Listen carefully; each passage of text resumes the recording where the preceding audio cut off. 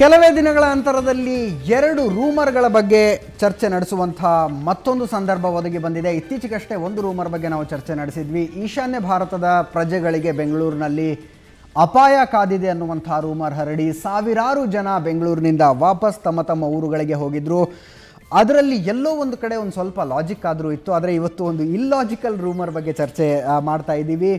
ಚಿತ್ರದುರ್ಗ, ಶಿವಮೊಗ್ಗ ಭಾಗಗಳಲ್ಲಿ 2 ದಿನಗಳಿಂದ ರಾತ್ರಿ ಜನ ಮಲಗಿಲ್ಲ. ಯಾಕಂದರೆ ಮಲಗಿಬಿಟ್ರೆ ಸತ್ತು ಹೋಗ್ತೀವಿ ಅನ್ನುವಂಥ ಒಂದು ದೊಡ್ಡ ಗಾಳಿ ಸುದ್ದಿ ಹರಡಿತ್ತು. ಅದೆಲ್ಲದರ ಮೂಲ ಕಾರಣ ಅಂದರೆ ಸುದ್ದಿಯ ಮೂಲ ಕಾರಣ ಏನು ಅಂದರೆ, ಒಂದು ಹಸು ಮಗುವಿಗೆ ಜನ್ಮ ನೀಡಿದೆ, 3 ಕಣ್ಣಿನ ಮಗುವಿಗೆ. ಆ ಮಗು ನುಡಿದ ಭವಿಷ್ಯವನ್ನು ಜನ ನಂಬ್ಕೊಂಡಿದ್ದಾರಂತೆ. ಇದರಲ್ಲಿ ಸತ್ಯ ಎಷ್ಟು, ಸುಳ್ಳು ಎಷ್ಟು, ಯಾಕೆ ಈ ರೀತಿಯಾದಂಥ ರೂಮರ್ಗಳು ಹರಡುತ್ತೆ, ಇದೇ ವಿಷಯದ ಬಗ್ಗೆ ಇವತ್ತು ಮಾತಾಡೋಣ. ಇದೇ ಈ ಹೊತ್ತಿನ ಬಿಗ್ ಡಿಬೇಟ್. ನಾನು ಅಜಿತ್ ಹನುಮಕ್ಕನವರ್.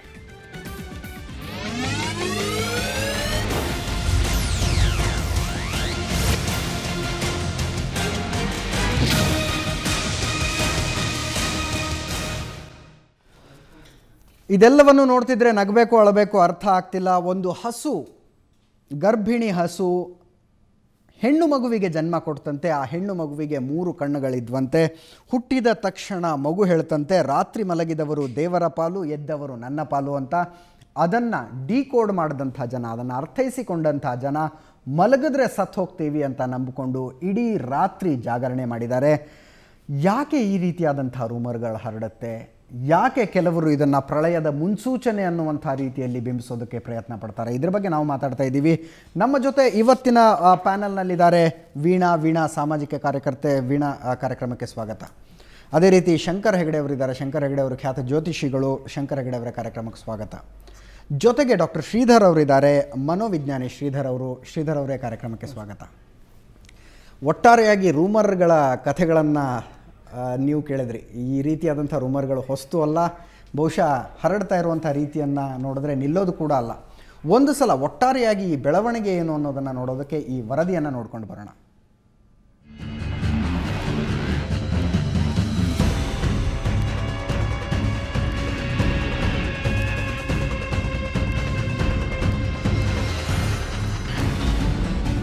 ಸ್ಫೋಟವಾಗ್ತಿದೆ ದಿನಕ್ಕೊಂದು ವದಂತಿ. ಸೃಷ್ಟಿಯಾಗ್ತಿದೆ ಅನಗತ್ಯ ಫಜೀತಿ.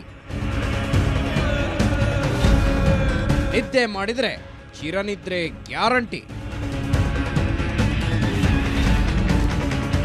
ರಾತ್ರಿ ಇಡೀ ಜಾಗರಣೆ ಮಾಡಿದ ಜನ. ನಿದ್ದೆ ಮಾಡಿದ್ರೆ ಸಾಯೋದು ಗ್ಯಾರಂಟಿ. ಹೀಗಂತ ಒಂದು ವಿಚಿತ್ರ ಸುದ್ದಿ ಹಬ್ಬಿತ್ತು ನೋಡಿ. ಇಡೀ ಬಾಗಲಕೋಟೆ ನಗರದ ಹರಣ ಶಿಕಾರಿ ಕಾಲೋನಿ ರಾತ್ರಿ ಇಡೀ ಜಾಗರಣೆ ಮಾಡಿಬಿಡ್ತು.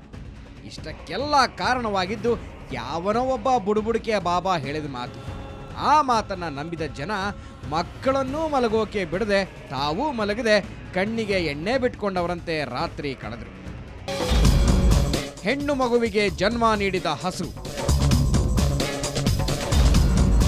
ರಾತ್ರಿ ಮಲಗಿದ್ರೆ ಮತ್ಯಾವತ್ತೂ ಮೇಲೇಳೋದೇ ಇಲ್ಲ. ಹಸು ಏನಾದ್ರೂ ಮನುಷ್ಯರಿಗೆ ಜನ್ಮ ಕೊಡೋಕೆ ಸಾಧ್ಯನೇನ್ರಿ? ಅದನ್ನ ನಂಬೋಕಾದ್ರೂ ಆಗುತ್ತಾ? ಇಂಥ ಮಾತನ್ನ ನಂಬಬಹುದಾ? ಆದ್ರೆ ಇದನ್ನೂ ಜನ ನಂಬಿಬಿಟ್ರು. ಅಂದಹಾಗೆ ಈ ಸುದ್ದಿ ಬಂದದ್ದು ನೆರೆಯ ಆಂಧ್ರ ಪ್ರದೇಶದಿಂದ. ಆಂಧ್ರದ ಕಡಪದಲ್ಲಿ ಹಸುವೊಂದು ಹೆಣ್ಣು ಮಗುವಿಗೆ ಜನ್ಮ ನೀಡಿದೆ. ಹೀಗಾಗಿ ರಾತ್ರಿ ಹೊತ್ತು ಯಾರಾದ್ರೂ ಮಲಗಿದ್ರೆ ಸಾವನ್ನಪ್ಪುತ್ತಾರೆ ಅನ್ನೋ ಗಾಳಿ ಸುದ್ದಿ ಹರಡಿತ್ತು. ಪರಿಣಾಮ ಚಿತ್ರದುರ್ಗ ನಗರ ಸೇರಿದ ಹಾಗೆ ಗ್ರಾಮೀಣ ಪ್ರದೇಶಗಳ ಸಾವಿರಾರು ಜನ ಮಲಗಲೇ ಇಲ್ಲ.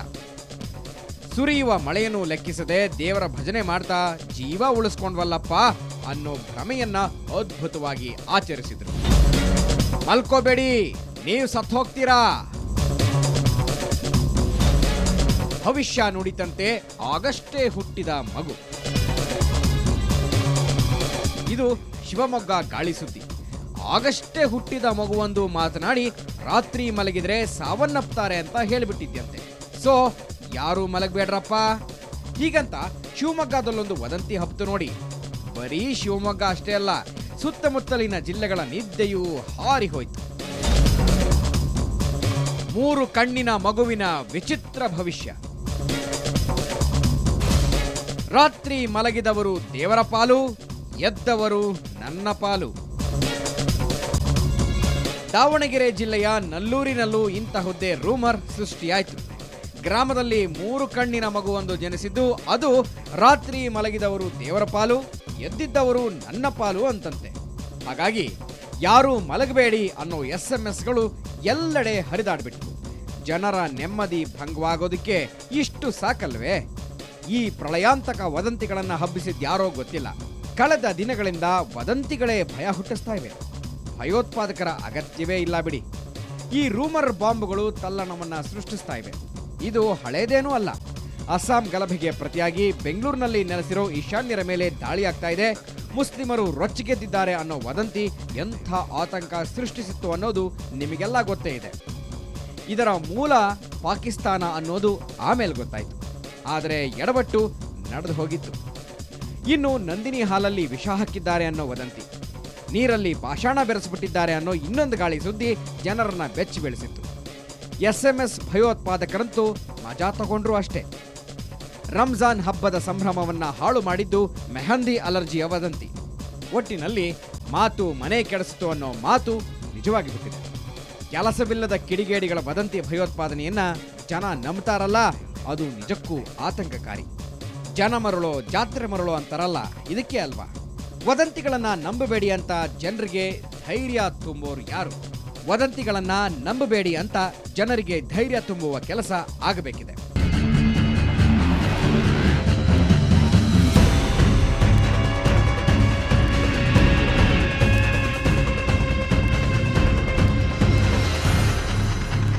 ಬ್ಯೂರೋ ರಿಪೋರ್ಟ್, ಸುವರ್ಣ ನ್ಯೂಸ್.